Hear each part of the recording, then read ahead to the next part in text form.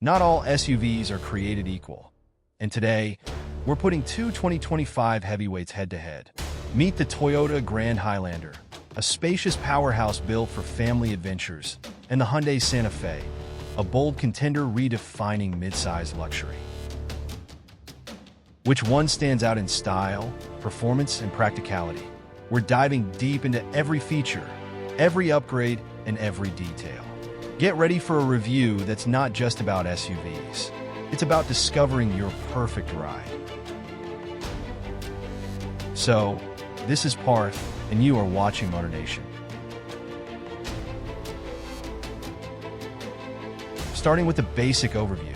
Toyota's three-row Highlander counts fuel efficiency and the brand's reputation for reliability as its chief advantages. But when compared to other mid-size SUVs, it comes up short in one of the most critical metrics, interior space. To counter that drawback, there's the Grand Highlander, a separate model that shares half of its name, but little else with the so-called standard model. Larger in every dimension, it measures 4 inches longer than the standard Highlander, increasing cargo and passenger space far more than that small stretch suggests, especially for the third row of seats, which can comfortably accommodate adults. A turbocharged 2.4-liter four-cylinder and 8-speed automatic driving the front wheels is standard, with all-wheel drive optional. There's also a Grand Highlander hybrid on offer. We review that model separately. Thanks to a commodious, handsome cabin, a compelling list of standard equipment and safety tech, and solid road manners, the Grand Highlander is one of the most compelling mid-size crossovers in a segment deep with talented competitors. While the world has had a year to acclimate to the Santa Fe SUV's future-forward styling, and while the initial impact of its boxy design has softened a bit, it remains a polarizing statement. Whatever your opinion, there's no denying that the current Santa Fe's three-row, 7-passenger capacity, ample cargo area, and wide tailgate opening help it zero in on its intended family demographic. A turbocharged 277 horsepower, 2.5-liter inline-four with an 8-speed dual-clutch automatic transmission is tasked with moving the Santa Fe's formidable mass, but still managed to earn a 20 miles per gallon city fuel efficiency number from the EPA. The interior prioritizes modern design and tech, blending functionality and clever details, and the ride is tuned to prioritize comfort over exuberant driving. In a crowded and sometimes stodgy segment that includes stalwarts, the Santa Fe takes a stylistic leap of faith while still delivering on all the elements required of a practical, versatile, mid-size SUV. Moving on to what's new for 2025. This year, a new entry-level LE trim gives shoppers a more affordable choice. Other changes include a removable second-row center console for XLE models and above, new cement and heavy metal paint colors, and one deleted color choice, Coastal Cream.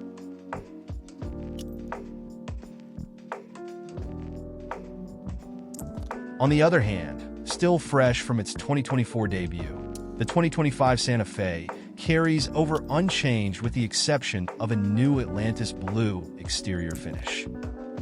With refresh in lineups and models, let's check the updates in engine, transmission, and performance. The standard setup in the non-hybrid Grand Highlander is a 265 horsepower turbocharged 2.4-liter four-cylinder with front-wheel drive and an 8-speed automatic transmission. All-wheel drive is optional. This is a pleasant enough crossover to drive, with more than adequate pep in its step for a family hauler, plus a settled ride and light steering, all of which fades to the background in daily use. The Turbo 4's engine note is slightly hoarse during acceleration, but quiets down at steady speeds, which contributes to the Grand Highlander's quiet 67 decibel sound level at 70 miles per hour. While the Grand Highlander won't raise a driver's pulse on a twisty road, that's fine by us. It serves its purpose well and is nicely set up for errand running, kid toting, and road tripping. In testing, the non-hybrid Grand Highlander hit 60 miles per hour in 7.0 seconds, a reasonable mid-pack performance. The maximum hauling power for the non-hybrid Toyota Grand Highlander is 5,000 pounds.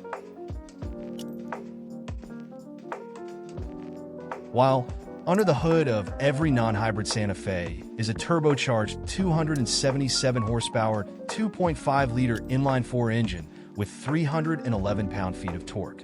Front-wheel drive and an 8-speed dual-clutch automatic are standard, but all-wheel drive is available. As we've previously noted, the transmission can exhibit laggy, low-speed behavior. The suspension tune prioritizes soft riding comfort, and only the sharpest impacts penetrate the cabin. Predictably, there's a bit of body roll in corners, but the steering has decent weighting. And our calligraphy trim tester with the large 21-inch wheels managed 0.84 G of grip on the skid pad. Though the Santa Fe is light on driver involvement, it offers a refined and quiet ride, particularly on the highway. The Santa Fe Calligraphy AWD got to 60 miles per hour in 6.3 seconds, which is 0.3 behind the previous model, but still plenty competitive for its class. The Santa Fe is rated to tow 3,500 pounds with trailer brakes and 1,650 pounds without. Buyers looking to ratchet up the towing capability can select the XRT trim, which is rated for 4,500 pounds with trailer brakes. Moving on to the interior, comfort, and cargo.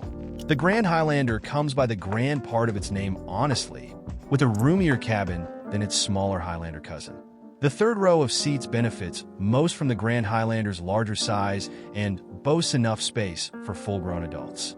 The Grand Highlander's interior styling is different too, including a more symmetrical dashboard design.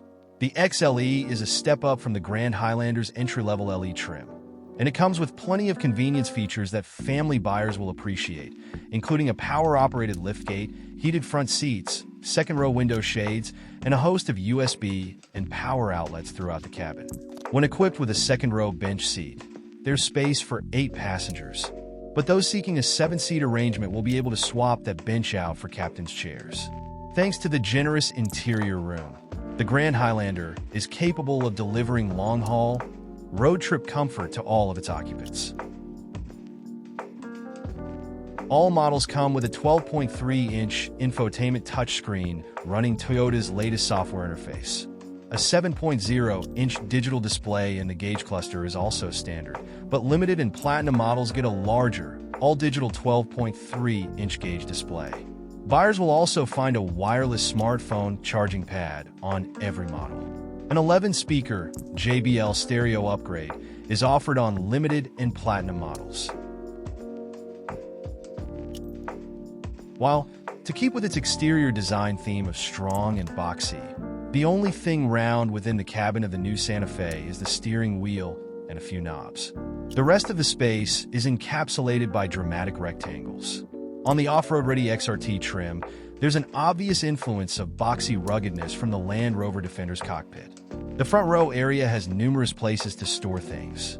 There's even enough room for the available dual wireless smartphone charger, which can juice up 2 phones in the center console simultaneously. A wide-mouth pass-through under that space can fit a purse or backpack, and big cubbies line the bottom of the door panels. Second and third row seats fold flat, and there's even a climate control knob to adjust HVAC for those sitting in the back. The third row isn't as roomy as the larger Palisades, but it'll fit kids and smaller adults just fine. Hyundai says there's 14.6 cubic feet of space behind the third row. Covering more than half the dashboard are 2 12.3-inch displays, one serving as a gauge cluster and one as a touchscreen for infotainment. Despite the devotion to screens, physical knobs for things like climate and audio volume have been retained for ease of use. An optional dual wireless smartphone charging pad can repower 2 phones at once, but there are also USB-C ports for wired charging.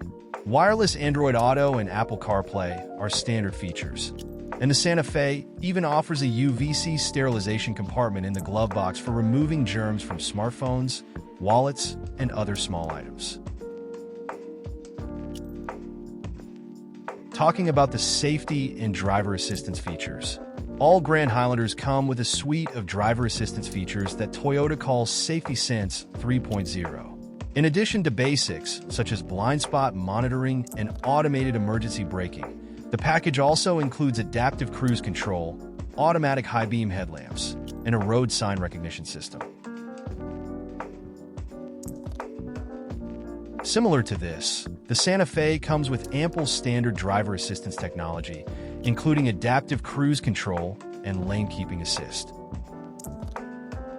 And finally, coming to the pricing, the price of the 2025 Toyota Grand Highlander starts at $42,310 and goes up to $55,495 depending on the trim and options. Even though there's a new and more affordable LE model, we suggest stepping up to the XLE trim. For a reasonable price, you get upgraded from cloth upholstery to synthetic leather, along with a power liftgate and a leather-wrapped steering wheel. This trim also includes heated power front seats, a choice of second-row captain's chairs or a 3-across bench seat, and wireless phone charging. While the price of the 2025 Hyundai Santa Fe starts at $35,615 and goes up to $48,165 depending on the trim and options, we feel the SEL hits the sweet spot in the lineup. For a mild price bump over the base SE, you get heated front seats, 8-way power adjustable for the driver, full leather upholstery, wireless device charging, dual-zone HVAC with third-row air vents, body color folding side mirrors, roof rails, and a few other items. A lot of kit for a reasonable upcharge. Note that adding all-wheel drive is $1,715 except for the XRT, which is AWD standard.